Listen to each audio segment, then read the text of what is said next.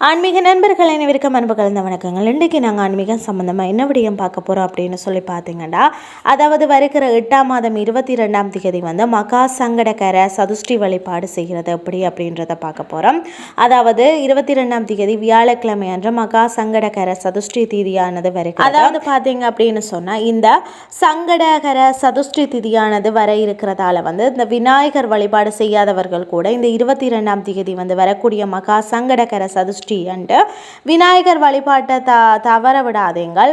உங்கள் வாழ்க்கையில் இருக்கும் அத்தனை தடைகளும் உடையது அப்படின்னு சொன்னால், தடைகளும் உடையணும் அப்படின்னு சொன்னால் வியாழக்கிழமை விநாயகருக்கு இந்த பொருளை நெய்வேத்தியமாக வைத்து வழிபாடு செய்ய வேண்டும். அதாவது பார்த்தீங்கன்னு சொன்னால், இந்த மகா சங்கடகர சதுஷ்டி வழிபாடு எப்படி செய்கிறது அப்படின்றத பார்க்கலாம். மகா சங்கடகர சதுஷ்டி அன்று விநாயகருக்கு விரதம் இருந்து வழிபாடு செய்வது ரொம்ப ரொம்ப சிறப்பு.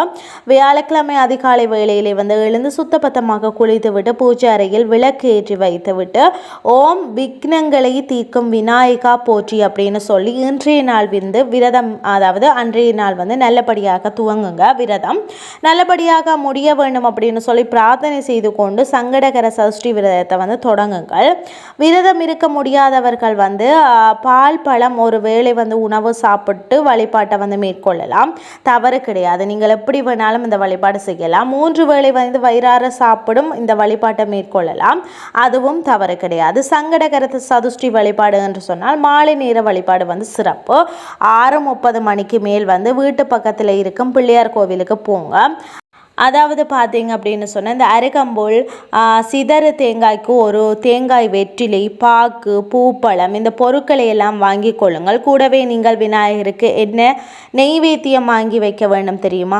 கடலை மிட்டாய், வேர்க்கடலை, அதாவது பருப்பி என்று சொல்வார்கள் அல்லவா, அதையும் மறக்காமல் வாங்கி கொள்ளுங்கள். உங்களால் இதை வீட்டிலேயே செய்ய முடியும் அப்படின்னு சொன்னால் உங்கள் கையாலேயே செய்து எடுத்துக்கொள்வது நல்லது. முடியாதவர்கள் கடையிலேயே தாராளமாக ஒரு பாக்கெட் கடலை மிட்டாய் வாங்கி கொள்ளலாம். தவறு கிடையாது. இந்த பொருள் எல்லாம் விநாயகருக்கு கொடுத்து உங்கள் பெயரை சொல்லி அர்ச்சனை செய்து கொள்ளுங்கள். தேங்காய் வாங்கி பிள்ளையார் கோவிலில் சிதறு தேங்காயை விட்டு விடுங்கள். பிறகு அந்த கடலை மிட்டாயை எடுத்து ஒன்று நீங்கள் சாப்பிட்டு விட்டு மற்ற மிட்டாய் எல்லாம் கோவிலுக்கு வரும் குழந்தைகளுக்கு தானமாக கொடுத்து விடுங்கள். கடலை என்பது குரு பகவானுக்கு உரியது. வெள்ளம் என்பது சுக்கிர பகவானுக்கு உரியதாகவும் கூறப்படுகிறது. இந்த குரு சுக்கிரன் ஒன்றாக சேர்ந்து பொருளை விநாயகருக்கு பெருமானுக்கு வழிபாடு செய்யும் பொழுதோ உங்கள் வாழ்வில் இருக்கும் நிதி சம்பந்தப்பட்ட பிரச்சனைகள் எல்லாம் தீரும். சுபகாரிய தடைகள் எல்லாம் விளங்க, முயற்சிகள் எல்லாம் வெற்றியடையும்.